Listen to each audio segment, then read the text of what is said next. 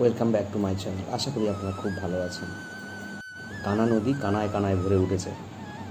দামোদরের জল কমার জন্য পুরুষরা একটু শান্তিতে। শ্রীরামপুর স্কুল দেখুন জলের নিচে, এখনও গ্রাম তো পুরোটাই জলেতে। দামোদরের জল কিছুটা কমেছে। ব্রিজের ওপর থেকে দামোদরকে দেখলে তার ভয়াবহ রূপটা পরিষ্কার বোঝা যায়। এই কারণেই হয়তো দামোদরকে দুঃখের নদ বলে। বাড়িগুলো এখনও একতলা জলের নিচেতে। শ্রীরামপুর যাওয়ার আগে দামোদর ওখান থেকে পুরোপুরি যেন ফুলে ফেঁপে উঠেছে। আর এই বাঁধের ধারে লোকেরা আশ্রয় নিয়েছে। আজকে আমি এসেছিলাম পুরসুরাতে আমার নিজের কিছু কাজ করতে। ব্যাংকের কাজ কমপ্লিট করে সাইডটা একটু ঘুরে দেখার চিন্তা ভাবনা করছিলাম। দোকান ঘর দেখুন পুরো জলের নিচেতে, কি অবস্থা। মন্দিরটাও জলের নিচে চলে গেছে। চলুন আপনাদেরকে আখড়ি শ্রীরামপুরের থেকে বেরিয়ে আমি এখন সামন্ত রোডের দিকের বেশ কিছুটা অংশ আপনাদেরকে দেখাবার চেষ্টা করি।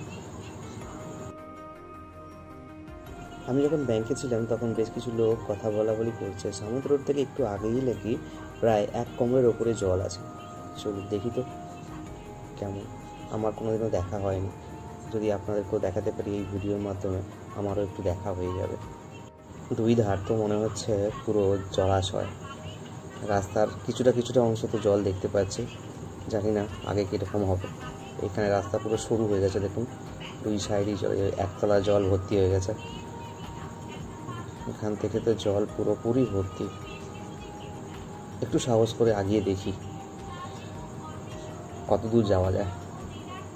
ভয় লাগছে, লাইফে প্রথমবার আগাবো আমি এই জলের ওপর দিয়ে বাইক নিয়ে।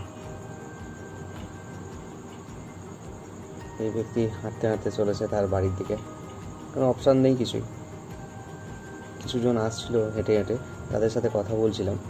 তারা বলছেন তো প্রায় কোমর পর্যন্ত জল। এই কাকা সাইকেল নিয়ে যাওয়ার চিন্তা ভাবনা করছে আগিয়ে, কিন্তু এখান থেকে প্রায় শ্রীরামপুর হসপিটাল পর্যন্ত প্রায় 2 থেকে 2.5 কিলোমিটার পুরোপুরি জল আছে, আর যেটা কম বেশি কোমর পর্যন্ত। আর এই লেডিস সাইকেল নিয়ে এই কাকাবাবু যাবে, খুবই রিস্কের বিষয়। ওই বাড়িটা দেখুন কত দূরে, পুরোপুরি জলের নিচে। আর এটা হচ্ছে মসিনান মাঠ, সোদপুরের সামনে যে সরু ক্যানেলটা বেরিয়ে গেছে সেটাও পুরো জলে ভর্তি। সোদপুরের আশেপাশে জল অতটা দেখতে পেলাম না, কিন্তু সোদপুর থেকে যখন আমি পুরসুরার দিকে ফিরে আসছিলাম তখন বাম সাইডে পশ্চিম পাড়ার গ্রাম অঞ্চলের এলাকা যতটা সম্ভব পুরোপুরি জলের নিচে। ধান চাষ ছিল, ধানের কোনো চিহ্ন দেখা যাচ্ছে না। কিছু জমিতে হালকা হালকা ধানের মাথা উঠে আছে। আর সামনেই আছে পুরসুরা বিডিও অফিস। বিডিও অফিসও তো জলের নিচে আছে, মানে একতলার বেশ কিছুটা অংশ জল আছে।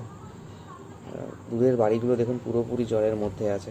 জানি না ওখানকার মানুষজন কীভাবে আছে এখন। আর এই জায়গাটা হচ্ছে দামোদরের ঠিক আগে। আর ওই দূরে দেখুন চাপাডাঙ্গা ব্রিজটা, নতুন যে ব্রিজটা, পুরোটা জলের মধ্যে।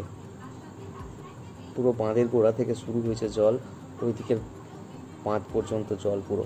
এদিকটা পুরসুরা পশ্চিম পাড়া যাওয়ার রাস্তা, আর অপোজিটটা হচ্ছে চাপাডাঙ্গা তারকেশ্বর যাওয়ার রাস্তা। আর এখানে কোনো একটা মেলা চলছিল, মেলার দোকানপত্র তো জলের নিচে চলে গেছে। চাপাডাঙ্গা ব্রিজের ওপর থেকে চাপাডাঙ্গার আশেপাশের যে অংশটা আছে সেটার একটু দৃশ্য দেখুন। আর এই ব্রিজের মধ্যে মানুষ এসেছে এই বন্যার জল দেখার জন্য। রাস্তা দিয়ে গাড়ি যাতায়াত করছে, কারণ মায়াপুরেতে জল পরিমাণটা একটু কম, যে কারণে যাতায়াত করা যাচ্ছে আরামবাগ পর্যন্ত। আবার এটাও শুনেছি কামারপুকুরের ওদিকেও নাকি প্রচুর পরিমাণে জল আছে। আর উদয়নারায়ণপুর থেকে কোনো বাস তারকেশ্বরের দিকে আসতে পারছে না। ওই দূরের বাড়িগুলোকে দেখুন পুরো জলের নিচে পড়ে আছে। সোদপুর থেকে রিটার্ন হওয়ার সময় টোল প্লাজার ঠিক বাঁ দিকটা পুরোপুরি জলে ভর্তি। যেন মনে হচ্ছে দূরে কোনো একটা দ্বীপ, যেখানে অনেক মানুষ বসবাস করে, একটা গ্রাম আছে। সামনেই বিডিও অফিস। বিডিও অফিসের ফার্স্ট ফ্লোর তো মনে হয় জলের নিচে, মনে হয় না জলের নিচেই আছে। আর গভর্নমেন্টের গাড়ি ফাড়িগুলো সব রাস্তার উপরে। আর এখানে দেখুন একটা গাড়িতে খাবার জল প্যাকিং হচ্ছে।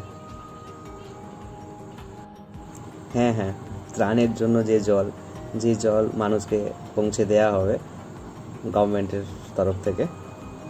আর এই জলটা ফিল্টার করা হচ্ছে।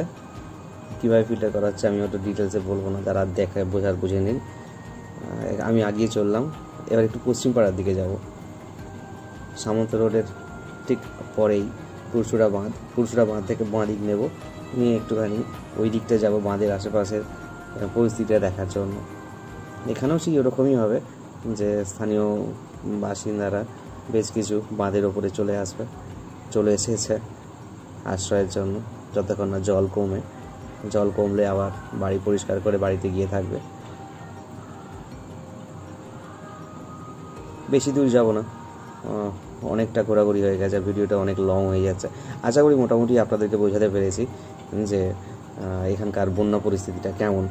জলেতে নামার মতো সাহস বা ক্ষমতা আমার নেই এখন, কারণ নিজেরই ভয় করছে, কারণ আমার ওখানে তো বন্যা টন্যা হয় না। দেখো ত্রাণের গাড়ি, এরা খাবার দাবার দিচ্ছে, এই গাড়িতে খাবার দাবার আছে। চলুন আর একটু আগিয়ে যাই। এবার আপনাদেরকে দেখাই রাস্তার উপরে যে জল উঠেছে, মানে শ্রীরামপুর হসপিটালের দিকে, সেই রাস্তাটা কেমন। দুই ধার পুরো জল আর জল, রাস্তা তো দেখা যাচ্ছে না। তার ওপর দিয়ে আমি বাইকটা নিয়ে একটু সাহস করে আগিয়ে গেলাম। কিছু মানুষ আসছে ওদিক থেকে, একটা বাইকও আসলো দেখলাম। চলুন আগিয়ে যাই। এই ব্যক্তি আমাকে বলছে ভাই যেও না। দিদির কাপড়টা পুরো কোমর পর্যন্ত ভিজে। হ্যাঁ দেখুন মাছ ধরছে, হাতে করে একটা মাছ নিয়েও আসছে।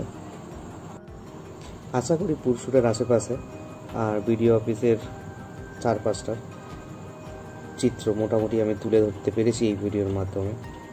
মোটামুটি আপনারা বুঝতে পারছেন এখানকার বন্যা পরিস্থিতি কেমন। তো ভিডিওটা আমি আর বেশি বড় করব না। বন্ধুরা, ভিডিওটা ভালো লাগলে অবশ্যই চ্যানেলটিকে সাবস্ক্রাইব করবেন, ভিডিওটা লাইক দেবেন। আপনারা এই দুটো কাজ করলে না ভিডিও নতুন করে তৈরি করতে একটু উৎসাহিত হই।